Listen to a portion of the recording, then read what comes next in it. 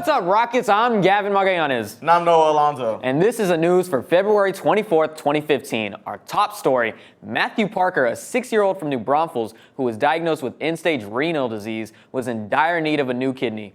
Parker first received a kidney donation from a non-living person, but his body rejected it and had almost no functioning kidneys for almost 2 years, mainly because doctors said only 1% of the population would be compatible. Thankfully, his first grade teacher, Lindsay Painter, volunteered in his coincidental match. More tests are needed to fully confirm the match, but the surgery is scheduled for March.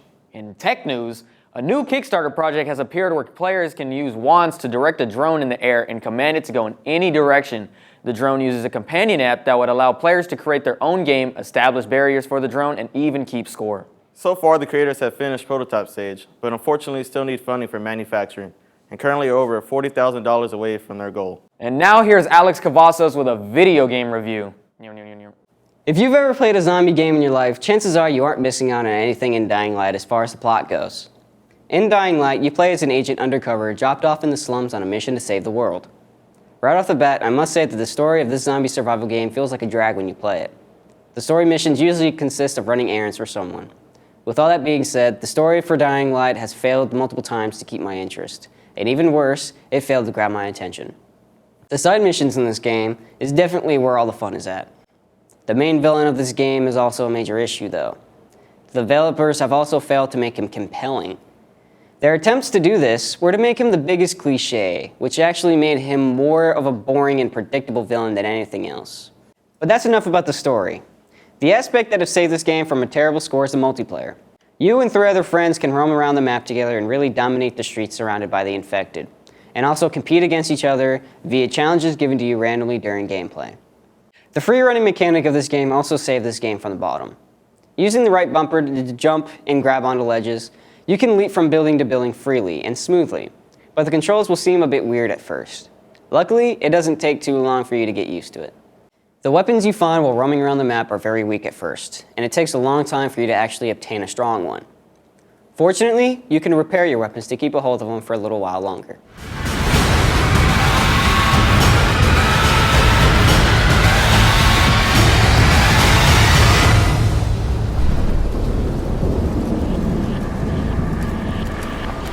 With how boring this game is to play solo and how much it could be a drag to play, I found it very hard to give this game the rating that I gave it. But the multiplayer and side missions are definitely keeping this game standing. My final rating for Dying Light is 6.5 out of 10. Now here's Gavin and Ashley with today's Word on the Street.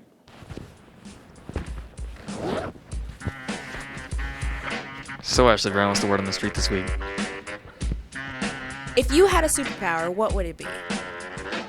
I want to know what everybody's thinking so I could be like 20 steps ahead of you. And I just want to rule the world, you know? If I had a superpower, it would be to read people's minds so I know what they thinking. Before they know what they thinking, I can know what they thinking. Invisibility. Yeah. Invisible.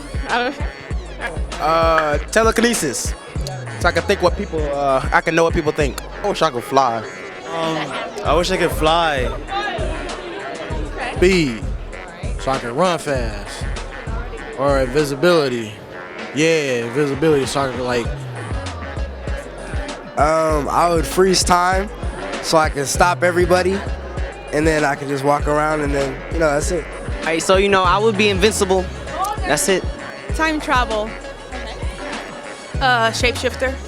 Be a genie so I can choose whatever power I want, so I can have every power. Okay. Yeah. To read people's mind. I like to fly. Yes.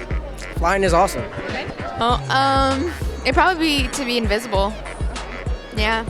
I wish I was attractive. Hey, mine would be flying because sky is my life. Same. I would love to fly. Like, you'd feel so invincible. Invisibility. I would read people's minds to see what they're talking about so I could, get the answers off the test and everything for them to teachers. Yes. I would have mind control because I just want people to do whatever I say. I would fly because, that'd be awesome. So,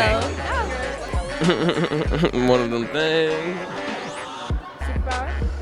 Super speed, but I already got it, so I'm probably gonna get like super strength, I'd say X-ray vision. Looking at you. Matter of fact, looking right through you.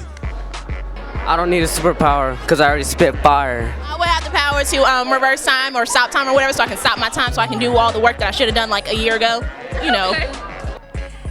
What is the word on the street? Superpower would you have? What superpower would you have? I would be invisible. I would be a mind reader, so I could read Ashley's mind.